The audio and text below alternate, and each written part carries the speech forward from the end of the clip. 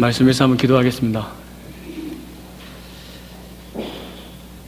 지금도 살아계시며 우리를 사랑하시고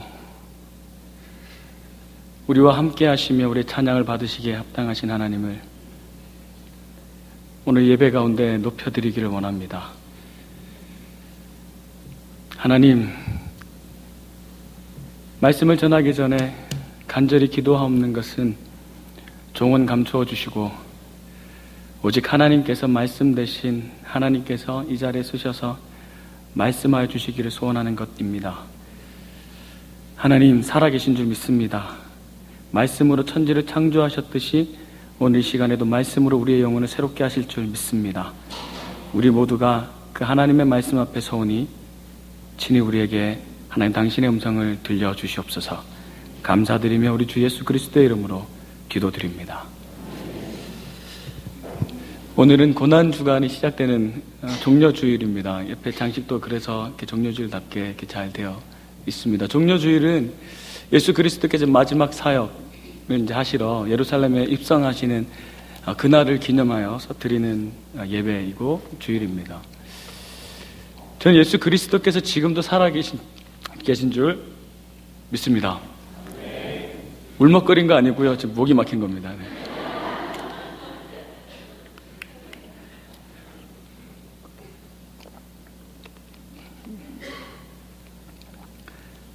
최대한 담담하게 설교를 하도록 열심히 애를 쓰겠습니다. 예수님께서 살아계신 줄 믿습니다. 그리고 예수님께서 예루살렘 성전에 입성하시고 그곳에 하나님의 영광을 나타내기를 원하셨던 것처럼 지금도 살아계신 예수 그리스도께서 성전된 우리 육체 가운데, 성전된 우리 교회 가운데 나타나시고 하나님의 영광을 나타내시기를 원하시는 줄 믿습니다.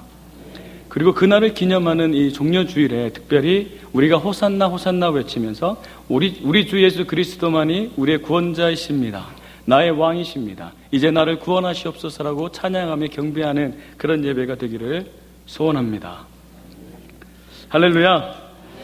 찬양이 가득한 미네소타 한인 장로교회 되기를 주님의 이름으로 축복합니다. 하나님의 임재가 늘 가득한 예배 자리에 있게 되시는 성도님 되시기를 주님의 이름으로 축복합니다. 종려 주일마다 이렇게 주일마다 사람들에게 서서 막 이렇게 가지를 흔들면서 하나님을 찬양했는데요. 그게 참 좋습니다. 근데 아주 재밌는 이야기 앞부분에 하나 있습니다. 뭐냐면 나귀를 끌어오라는 것입니다. 제자들이 나귀를 끌어와야 될 텐데 이걸 어떻게 끌어올까 지금 망설이 있는데 예수님께서 그냥 주께서 쓰시겠다 하라 그러면 풀어줄 거야 해서 가는 이야기가 하나 앞에 삽입되어 있습니다. 오늘 하나님께서 저를 통하여서 여러분들에게 주께서 쓰시겠다 하십니다라는 메시지를 주시는 줄 믿습니다. 하나님께서 여러분을 쓰시기를 원하십니다. 아멘이십니까? 하나님께서 저와 여러분을 쓰시기를 원하십니다. 하나님 임재 가운데 나타나시고 찬양 받기 이전에 우리에게 질문하십니다. 내가 너희를 사용하기를 원해. 그때 여러분 우리가 아멘 하는 주님 내가 여기 있사오니 나를 사용하옵소서 라고 고백할 수 있는 저와 여러분이 되기를 소원합니다. 자, 그런데요, 하나님께서 여러분을 쓰시겠다 말씀하실 때에 여러분을 쓰시겠다는 말은 여러분의 돈을 쓰시겠다는 말도 될까요? 그러면 이렇게 들려지는 거죠. 내가 너의 돈을 쓰기를 원해. 아무도 아멘 안 하시는. 다시 해보겠습니다. 내가 나타나고 하나님 임재의 영광으로 내가 나타나면 내가 경배받을 텐데 그 전에 내가 너의 돈을 쓰기를 원해. 아멘 하셨습니다. 하나님께서 우리의 돈도 쓰시기를 원하실 테고요. 젊은 청년들에게는 우리의 꿈도 쓰시기를 원하실 테고요. 우리의 시간도 쓰시기를 원하실 테고 우리가 사랑하는 그 모든 것들도 쓰시기를 원하십니다.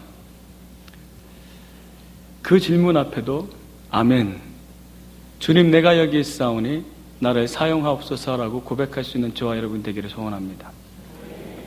어떤 장로님이 이런 간증 비슷하게 저한테 하신 적이 있습니다. 자녀분 중에 한 분이 목회를 하겠다고 목사가 되겠다고 이렇게 기도했답니다. 하나님, 왜 하필 쟤입니까? 왜 하필 제일 잘난 저 녀석입니까? 하나님께 왜 하필 제일 잘난 저 녀석입니까? 라고 기도하는데 하나님이 그러시더랍니다. 나도 잘난 놈 좀 쓰자. 하나님이 그렇게 말씀하실 때 꼼짝없이 하나님께 그 자녀를 하나님께 올려드렸다라고 얘기하는 간증을 들은 적이 있습니다. 여러분 하실 수 있으시죠? 여러분 자녀가 이미 다 직장 생활 하니까 편하게 말씀하시는 건가요? 지금 혹 여러분의 자녀가 의사이고 변호사이라 하더라도 좋은 직장에서 든든히 잘 살고 있다 하더라도 혹 하나님께서 여러분 자녀를 내가 그 아들을, 내가 그 딸을 쓰길 원해 라고 질문하시면 뭐라고 대답하시겠습니까? 아멘이시죠? 그게 이제 쉽지는 않습니다. 제 아내가 예전에 그런 고백을 했었답니다. 그 장로님들이 우리 아들을 보고 이렇게 막 돌아다니고 이렇게 마이크를 잡고 막 장난을 치니까 마이크 들고 막 여기 서서 막 장난을 치려고 하니까 아이고 저놈 저 아빠 닮아서 목사 되겠다 목사해라 그러니까 집사람이 그 장로님들한테 말을 한마디 못했지만 그렇게 서운하더랍니다. 남편 하나를 하나님께 목사로 바쳤으면 됐지 무슨 또 아들까지 또 드리라고 하냐. 근데 하나님 앞에 회개했다는 얘기를 분명히 들었습니다. 하나님 이 아들을 쓰시기 원하신다면 하나님 쓰십시오. 그 고백이 우리 모두에게 있는 줄 믿습니다. 제가 떠난다고 그러니까 이제 디모데 친구들이 많이 편지를 써주고 있습니다. 진짜입니다. 어떤 친구가 이렇게 이메일을 보내왔습니다. 목사님 사실은 제가 아무한테도 말하지 않았는데 사실은 제가 목사님 딸입니다. 목사 딸입니다. 왜 말 안 했니? 아버지가 50세 때에 목회를 하시겠다고 신학을 하셨습니다. 그런데 그때부터 우리 너무 힘들었습니다. 너무 힘들었습니다. 목사님 가시는 길이 힘들 텐데 기도하겠습니다. 그런 얘기를 했습니다. 혹 여러분 부모님 중에 야 내가 신학을 해야겠다 하는 부모님이 계신다면 주님 우리 아버지가 여기 있사오니 사용하시옵소서. 제 학비는 제가 책임지겠습니다. 그렇게 하실 수 있으시겠습니까? 아멘 안 할 겁니까? 우리가 사랑하는 그 무엇이라도요 하나님 앞에 하나님 임재 앞에 내가 너를 쓰기를 원해 그렇게 질문할 때에 아멘 주님 내가 가진 전부를 주께 드립니다 라고 고백할 수 있는 저와 여러분이 되기를 주님의 이름으로 축복합니다. 아멘. 그런데 왜 우리가 그래야 되나요? 젊은 목사라도 강단에서 아멘 하라 그러니까 하긴 하겠는데 왜 그래야 될까요? 왜 우리가 아버지를 드리라도 드리고 아들을 드리라도 드리고 돈을 드리라도 드리고 저 봐라 저 젊은 목사가 벌써부터 돈 밝히고 왜 우리가 드려야 되나요? 왜 쓰시겠다 그러면 드려야 될까요? 명령이니까요? 그럴 수 있죠. 근데 많은 분들이 오해하는 게 있습니다. 신앙생활이 뭔가요?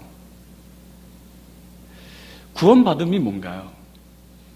왜 우리가 교회에 오나요? 혹 여러분 중에 아직도 나는 교회에 오는 건 죽어서 천국 가기 위해서야 라고 생각한다면 다시 한번 생각해 보시길 바랍니다. 그러면 천국 안 갈까요? 갑니다. 저도 가기를 원합니다. 그러나 지금의 우리가 누려야 될 그 복을 죽고 나서로 미뤄두지 마십시오. 천국은 살아계신 예수 그리스도와 지금 함께 있는 것입니다. 신앙생활에 주는 가장 큰 유익은 살아계신 예수님과 깊은 사귐 가운데 있는 것입니다.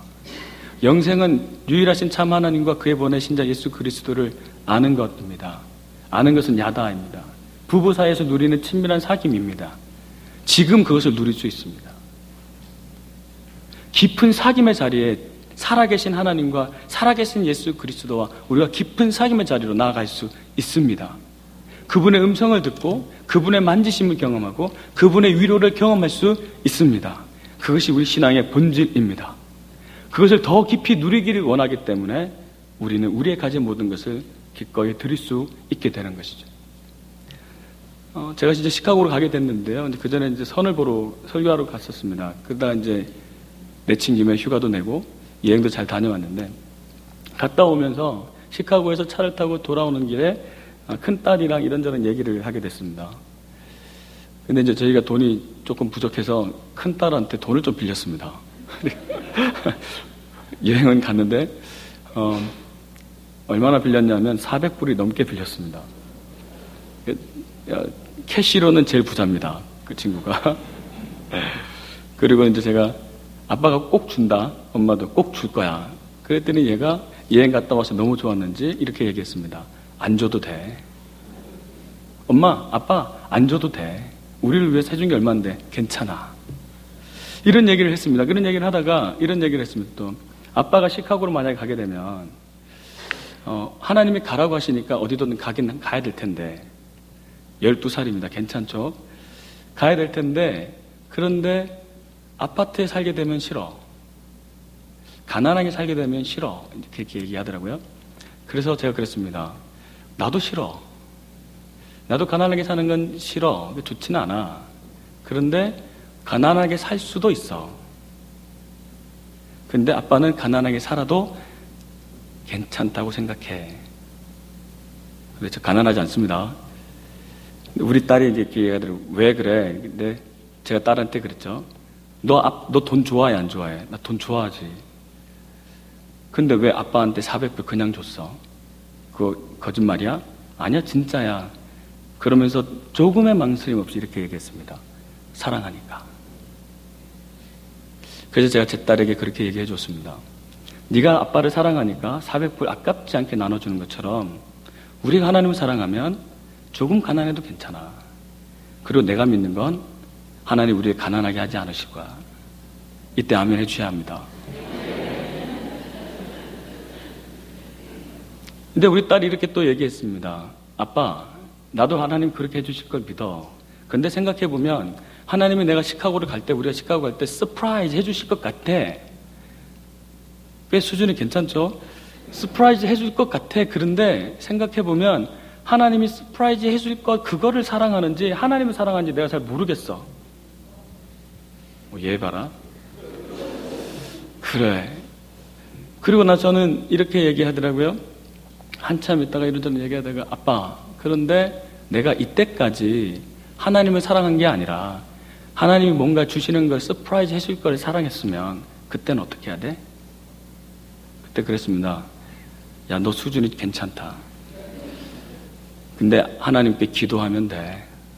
하나님 더 사랑하고 싶습니다. 사랑 못해서 죄송합니다. 그러면 돼. 근데 얘가 이렇게 앞에 이렇게 제가 운전하고 있으니까 이러고 이야기하다가 뒤로 쑥 물러가더라고요. 그리고 조용히 있었습니다. 기도하고 있었겠죠. 우리의 모습이 하나님 앞에서 이럴 수 있으면 좋겠습니다. 하나님, 내가 하나님을 사랑하기 때문에 하나님께서 내게 귀한 것들을 쓰겠다 하시면 내어드리겠습니다. 그리고 혹 내가 어떤 보상을 내 사랑해서 하나님 사랑했던 거면 용서해 주십시오. 내가 정말 예수님만 사랑하기를 원합니다. 딸하고 이런 대화를 나누는데요, 좋더라고요. 아빠랑 딸이랑 굉장히 수준 있게 사랑한다는 생각이 들어서 너무 좋았습니다. 사랑에는 깊이가 있고요, 관계에는 차원이 있습니다. 질문해보고 싶습니다, 여러분. 하나님 사랑하시죠? 근데 얼마나 사랑하십니까? 이 질문에 답이 어려우면요, 이렇게 대답해보면 됩니다. 예수님께서 여러분에게 내가 널 쓰고 싶어, 네가 가진 뭘 쓰고 싶어 라고 이야기하실 때 어디까지 내어드릴 수 있으시겠습니까? 얼마만큼 내어드릴 수 있겠습니까? 그것이 여러분과 하나님과의 관계입니다. 우리 모두가 하나님 앞에 마음껏 내어드리고 내가 하나님 사랑합니다라고 고백할 수 있는 수준의 그런 깊은 사귐의 자리로 나아가게 되기를 소원합니다. 오늘 종려주일에 많은 사람들이 하나님을 예수 그리스도의 임재를 찬양하고 기뻐했습니다. 아주 좋은 관계였습니다. 근데 세 종류의 관계들이 있는 걸 발견하게 됩니다. 그리고 그 종류마다 하나님과 예수 그리스도의 사랑의 깊이가 다르다는 것을 발견하게 됩니다. 그리고 그 모습 속에서 우리의 모습을 한번 발견해 보았으면 좋겠습니다. 괜찮죠? 첫 번째로 보면요, 큰 무리들이었습니다. 예수님께서 나귀를 타시고 이스라엘 왕의 모습으로 등장하셨습니다. 이것이 그들에게는 익숙한 모습일 수 있습니다. 솔로몬도 나귀 노새를 타고 이렇게 왕이식을 했거든요. 그래서 평화의 왕이 오실 것이다, 나귀를 타고 오실 것이라고 기대하고 있었습니다. 그래서 그를 예수님을 예루살렘에 입성하는 그 장면을 보고 있는 사람들은 우리의 왕으로 고백했습니다. 그리고 그 고백의 모습으로 자기의 겉옷을 내려놓았습니다.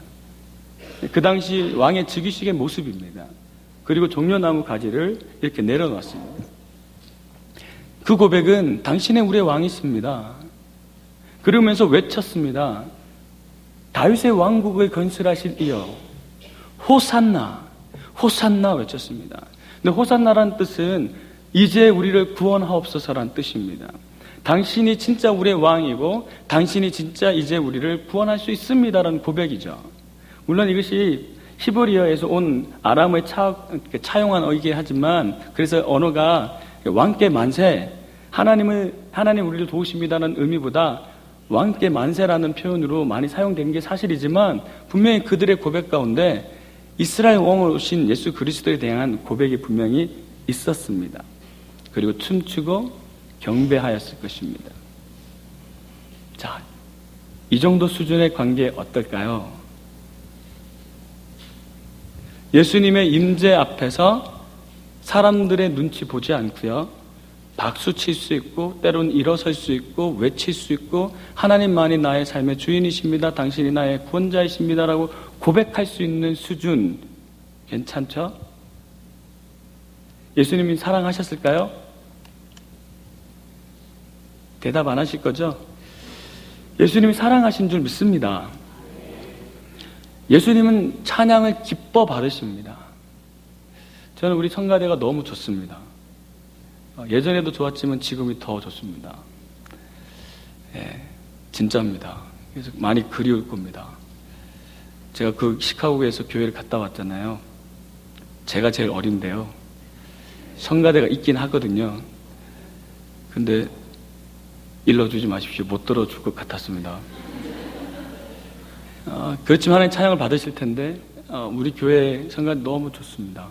그리고 일부 찬양이 너무 좋습니다. 헵시바, 또 엘리에셀, 또 디모데 찬양팀이 너무 좋습니다. 여러분들과 함께 찬양하는 것, 잊지 못할 기억이고 기쁨입니다. 하나님도 여러분의 찬양을 기뻐 받으셨을 줄 믿습니다. 자, 그런데요, 정말 막 기뻐만 하셨을까요? 여러분이 찬양할 때 하나님 기뻐하실 텐데 막 기뻐만 하실까요? 그게 제 질문입니다. 그 정도 관계면 괜찮을까요? 제가 미네소타 장로교 온 게 32일 때였습니다. 박용 목사님 때보다 제가 더 어렸을 때 왔을지 모릅니다. 같은 나이에 왔을지 모르는데, 그때는 제가 박용 목사님처럼 축구를 잘했습니다. 저도. 아무도 안 믿어주시던데 그랬었습니다. 그래서 친구들이랑 축구도 많이 했었습니다. 그래서 친구들이 저한테 이런 얘기를 해줬습니다. 목사님 정말 축구를 잘하세요. 킥이 예술이세요. 아, 그렇지? 내가 사실은 초등학교 때 축구부였어. 나는 대학교 때 해트트릭도 하고 그랬었어. 목사님 역시 다르세요. 근데 9월에 아시겠지만 축제가 있습니다. 체육대회가 있잖아요. 그럼 이제 디모데, 우리 그 교회에서 팀을 꾸려서 나가는데, 그렇게 얘기했던 애가 주장인데 저를 후보에도 넣지 않았습니다. 말을 하지 말든지. 물론 제가 그래서 삐졌을까요? 화냈을까요? 그렇진 않습니다. 제가 그 정도 인격은 됩니다. 그러나 서운하죠. 차라리 말하지 말지. 우리가 찬양합니다. 매주. 그리고 하나님 임재 앞에서 하나님 찬양하는 거 하나님 기뻐하실 겁니다. 오늘 우리가 무슨 찬양했는지 기억나십니까? 나의 소유 다 주님께 드립니다. 내가 가진 모든 것 주께서 주신 것이오니 나를 받아 주소서. 아멘. 그렇게 했는데 나의 전부는 고사하고 조금 더 건들지 마세요라면 하나님 서운해 하실 겁니다.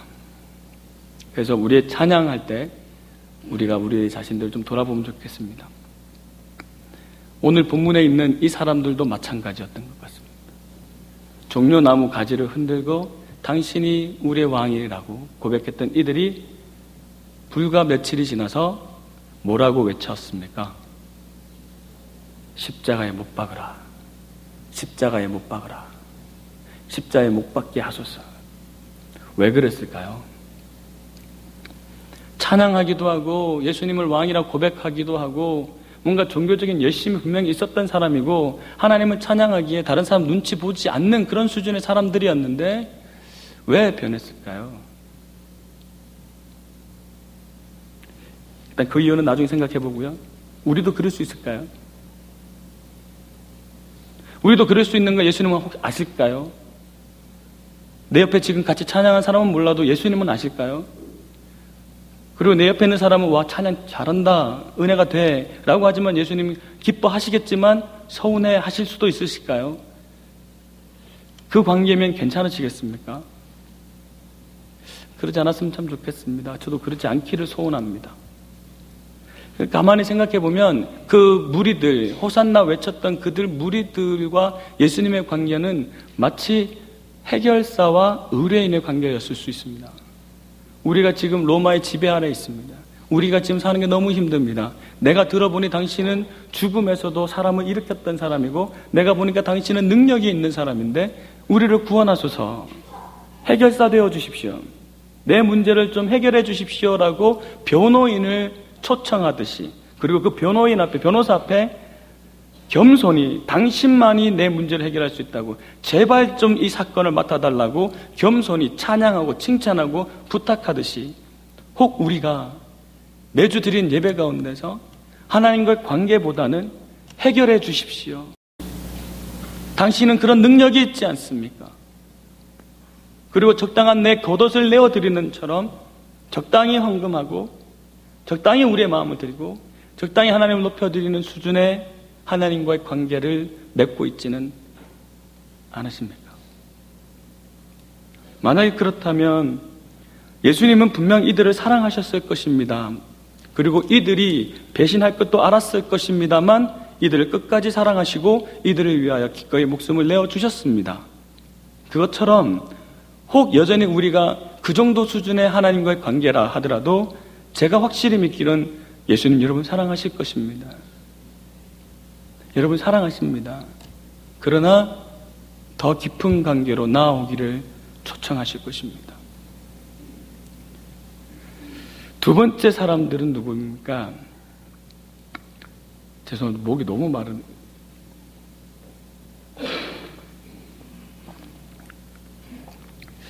두 번째 종류의 사람들은 관계의 사람들은 제자들입니다. 예수님 제자들 사랑하셨을까요? 제자들 수준이면 예수님과 좋은 관계 아닐까요? 저는 그래서 담대히 이렇게 얘기할 수 있습니다. 우리 모두가 제자들 수준만큼이라도 하나님과 깊은 관계를 누려야 합니다. 제자들처럼 우리의 꿈을 내려놓을 수 있어야 합니다. 제자들처럼 난 예수님만 쫓아갈 거야 라고 3년을 예수님과 동거할 수 있어야 합니다. 그분의 발 앞에, 그분의 가르침 앞에, 그분을 모델로 따라갈 수 있어야 합니다. 그것이 예수님과 깊은 관계를 누릴 수 있는 방법입니다. 아멘이십니까? 오늘 이 본문의 현장에서 이들이 얼마나 자존감이 높아졌겠습니까? 자부심이 있었겠습니까? 우리와 함께 3년을 같이 동거했던 이분이 지금 이스라엘의 왕으로 지금 등극하는 장면이거든요. 굉장히 기뻤을 것입니다. 좋았을 것입니다. 그리고 오늘 본문에 보면 이들에게 간증이 충만했습니다. 어린 나귀를 풀어오라고 할 때 그게 어떻게 그냥 데려올 수 있는 문제가 아닌데 어떻게 돈 주고 사오든지 아니면 사람 없을 때 그냥 몰래 데려오든지 그렇게 해야 되는데 예수님은 주께서 쓰시겠다 하라. 그럼 풀어줄 거야 라고 이상한 말 하시니까 되게 어색했을 텐데 당황스러웠을 텐데 이 두 명의 제자가 예수 그리스도의 말씀에 순종해서 그냥 단순히 이렇게 얘기했습니다. 주께서 쓰시겠답니다. 그랬더니 기적 같은 일들이 일어나는 거죠. 진짜 풀어줍니다. 주인이. 아무 말 하지 않고 묻지 않습니다. 그들에게 이런 간증이 있었어요. 내가 예수님 말씀에 순종했더니 내가 상상하지 못했던 기적과 같은 일들이 내 삶에 일어났습니다. 그분이 나의 주인이십니다. 그분이 나의 예수님이십니다. 나는 계속해서 말씀 가운데 순종하며 살 것입니다. 이런 고백이 다 있으시죠? 이런 고백이 있으시다면 여러분 제자의 삶을 살고 계시는 것입니다. 내 삶과 내 생각과 상관없이 예수님께서 명령하셨기에 주님 가라시면 가고 멈추라면 멈추는 예수님의 명령에 순종하는 삶을 살고 계시다면 여러분 제자들의 삶을 살고 계십니다. 그러면 예수님께서 이 제자들을 사랑하셨던 것처럼 여러분들 하나님께서 여러분을 저와 여러분 사랑하실 줄로 믿습니다. 그런데 이 정도면 괜찮을까요? 예수님이 나귀를 끌어왔던 순종해서 끌어왔던 이 제자를 보고 굉장히 기뻐하셨겠죠? 제가 오늘 뭐 잘못하는 건가요? 네.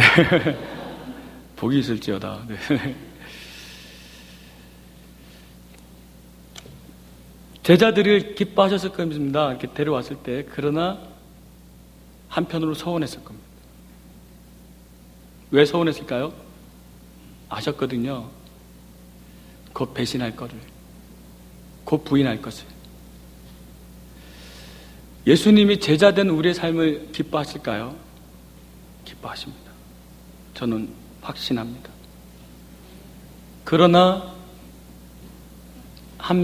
한편으로 우리에게 서운한 마음이 있으실까요? 네. 또 배신할 거니까요.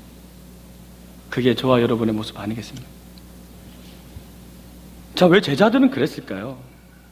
제자들과 예수님과의 사랑의 관계는 어느 정도 수준이었을까요? 제가 보기엔요, 예수님을 의뢰인처럼 생각하진 않았습니다. 근데 예수님의 에이전트처럼 굴었습니다. 예수님이 필요한 곳에 예수님을 모시고 다니는, 그래서 예수님 덕분에 덕을 보는. 오늘 본문에 한번 생각해 보십시오. 예수님이 이스라엘 왕으로 등극할 때 제자들의 마음은 어떤 것이었을까요? 이제 나도 볕을 보겠구나. 나도 이제 한 자리 하겠구나. 예수님으로 인해서 내 성공을 기대하는 것이죠. 그것이 제자들과 예수님의 관계였습니다. 자, 그랬는데 5일이 지나서 예수님이 십자가에 죽으시길 위기에 있었습니다. 그땐 떠납니다. 그것이 제자들의 모습입니다. 예수님을 사랑했지만, 예수님의 말씀에 순종할 수도 있었지만, 예수님을 따르고 싶었지만, 그러나 예수님 때문에 내가 성공해야지 하는 그 기대가 예수님을 사랑하는 마음보다 더 크다면 우리는 언제든지 떠날 수 있습니다. 우리는 언제든지 예수님을 실망시킬 수 있습니다.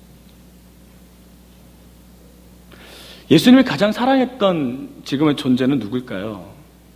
다 사랑했었겠지만, 호산나 외쳤던 사람들도 사랑하고 제자들도 사랑했겠지만, 정말 사랑했던 존재는 뭘까요? 제 생각엔 나귀입니다. 여러분, 교회란 무엇입니까? 교회란 그리스도의 몸으로 부름을 받은 공동체입니다. 그리스도의 몸이 되어야 합니다. 그러니까 예수님과 나란히 걷는 것 좋은 일입니다만 교회는 아닙니다. 무슨 말인지 이해하시나요? 예수님을 내 앞에 두고 내 바깥에 두어서는 크리스찬이라고, 교회라고 정의할 수 없습니다. 크리스찬이라면 그분과 나는 커넥트되어 있어야 합니다.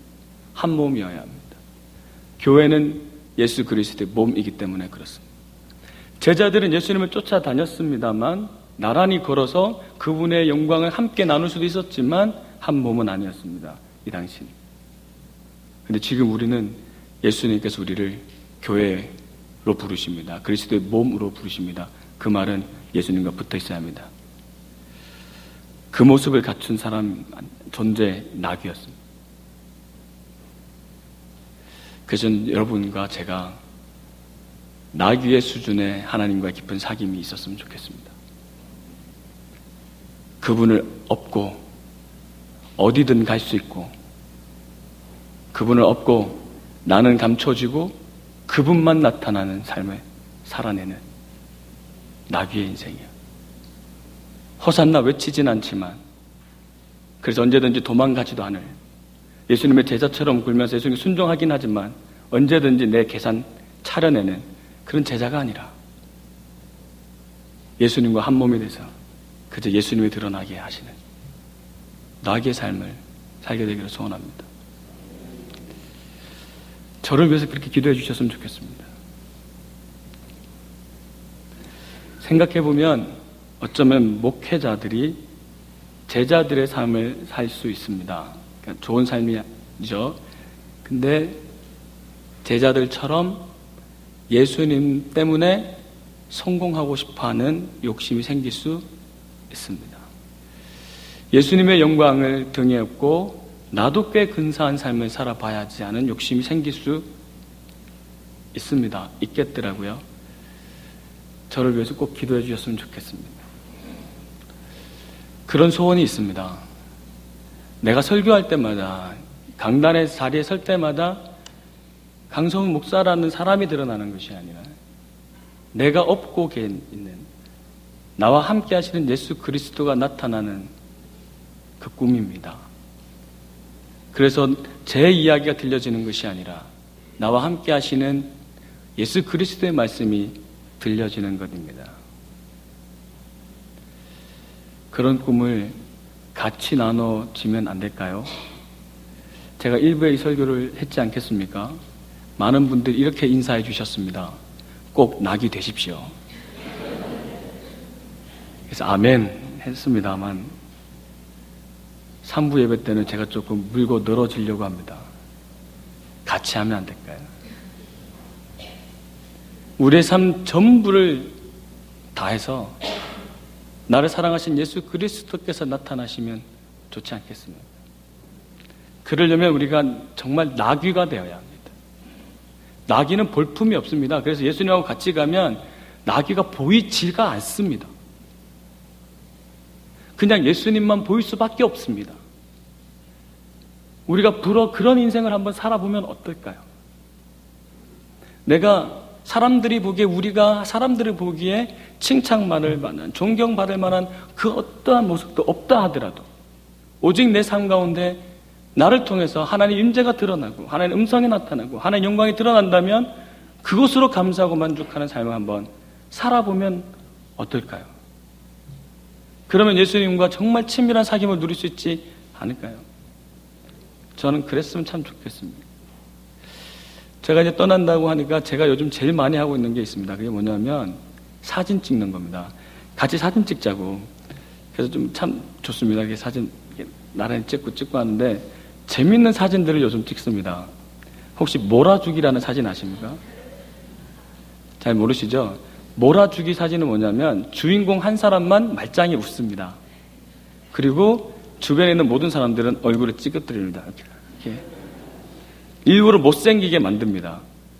그러면 그 사진에 있는 주인공 한 사람만 정상으로 잘 생긴 것처럼 보여집니다. 그것이 나귀의 인생이라 생각합니다. 우리가 하나님 앞에서 일부러 우리의 얼굴을 찌그러뜨려서라도 불어 우리의 영광이 나타나지 않도록 우리를 절제해서라도 나와 함께 계신 예수 그리스도가 나타나시게 하면 좋지 않겠습니까? 이 나귀는 어린 애기였습니다. 새끼였습니다. 새끼가 갖고 있는 특징은 의존성입니다.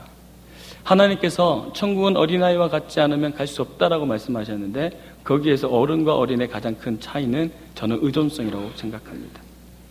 옛날에는 순수성, 순수함 이렇게 생각했는데 애를 셋이나 키워보니까 아니더라고요. 어린이들은 혼자서 살 수 없다고 생각합니다. 그래서 의존합니다. 그것이 나귀입니다. 나귀 새끼입니다. 하나님, 나는 하나님이 필요합니다.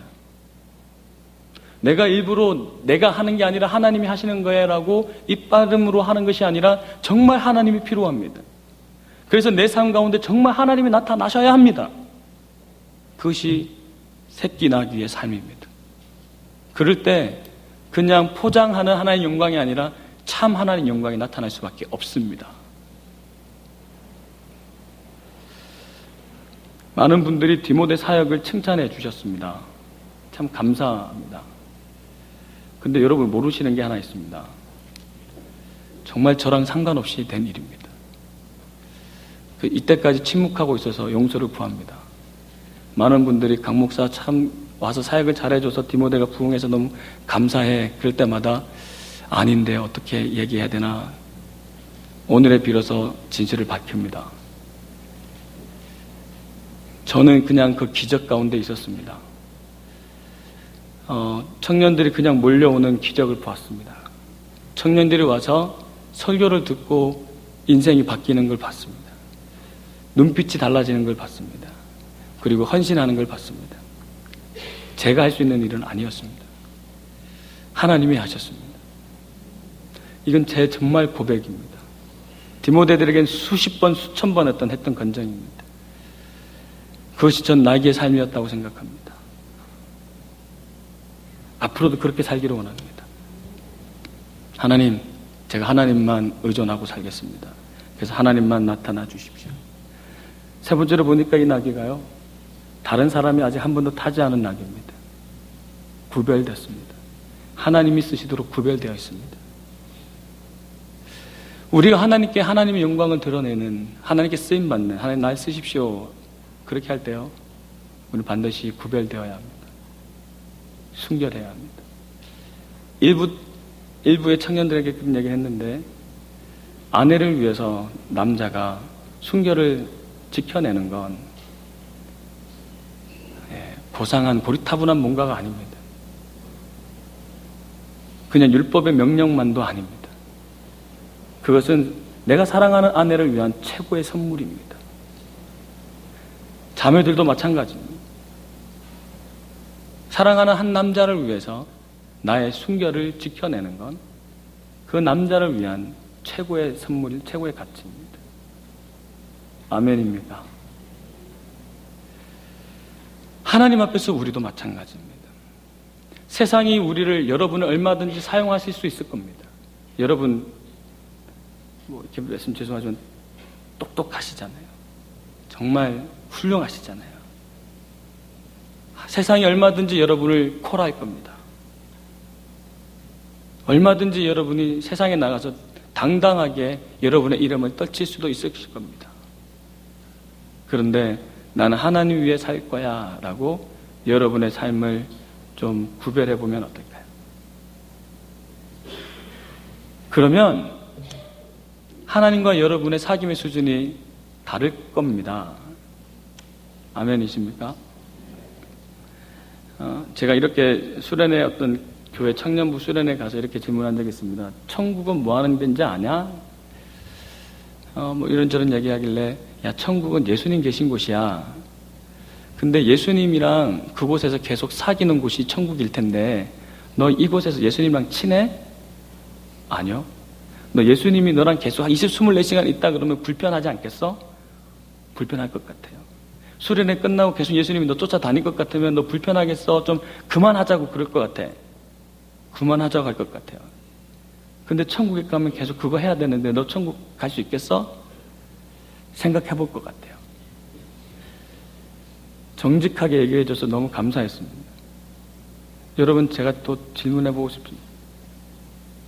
천국 가시면 눈물도 없고 뭐 좋은 것도 있겠지만 그곳에 예수님 계세요.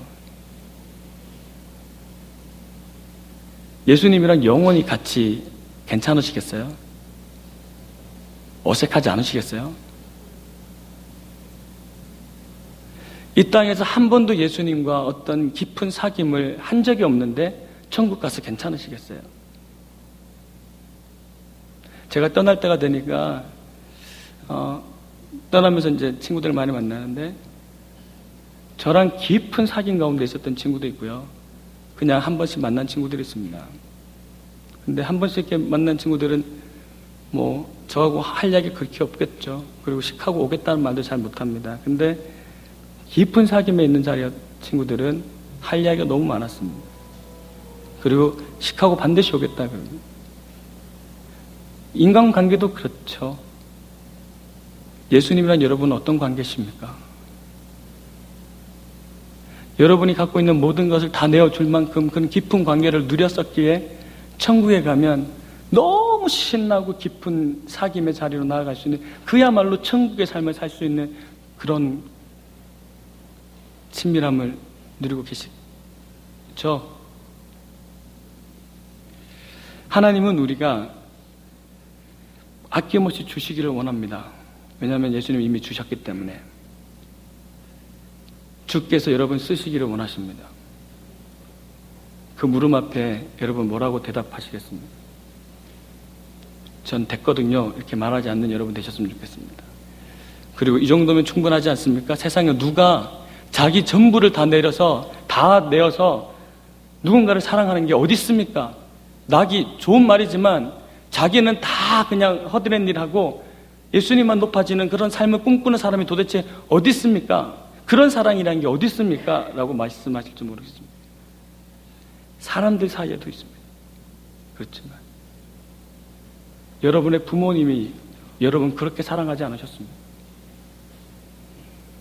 여러분의 엄마가, 여러분의 아버지가 적어도 여러분을 향해서 그렇게 사랑하지 않으셨습니다.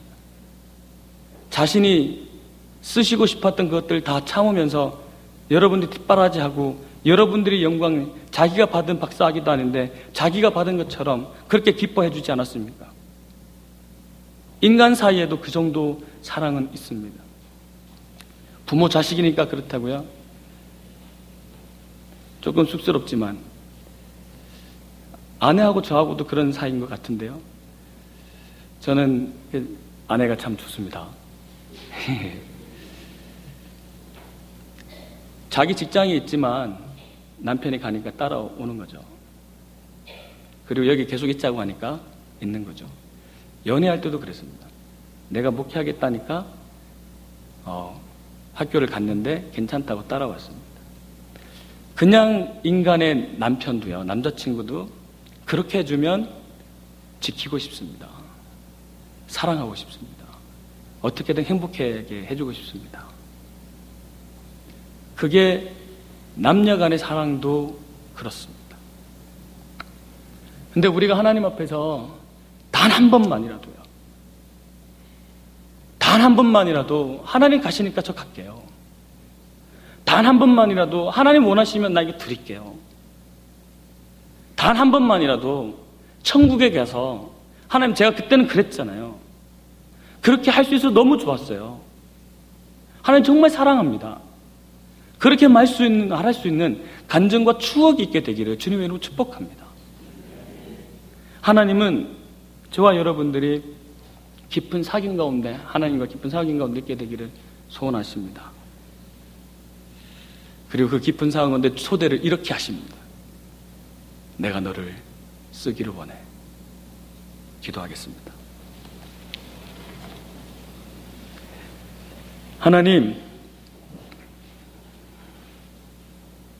하나님을 사랑합니다. 우리가 훗날을 내가 준비하지 않아도 하나님 사랑하니까, 이름 드러나지 않아도 하나님 사랑하니까 얼마든지 갈 수 있습니다. 하나님 마음껏 우리를 사용하여 주옵소서. 이 고백이 우리의 모두의 고백인 줄 믿습니다. 하나님 이 고백을 받아주시고 우리를 더 깊은 하나님과 깊은 사귐의 자리로 초대하여 주옵소서. 감사드리며 우리 주 예수 그리스도의 이름으로 기도드립니다.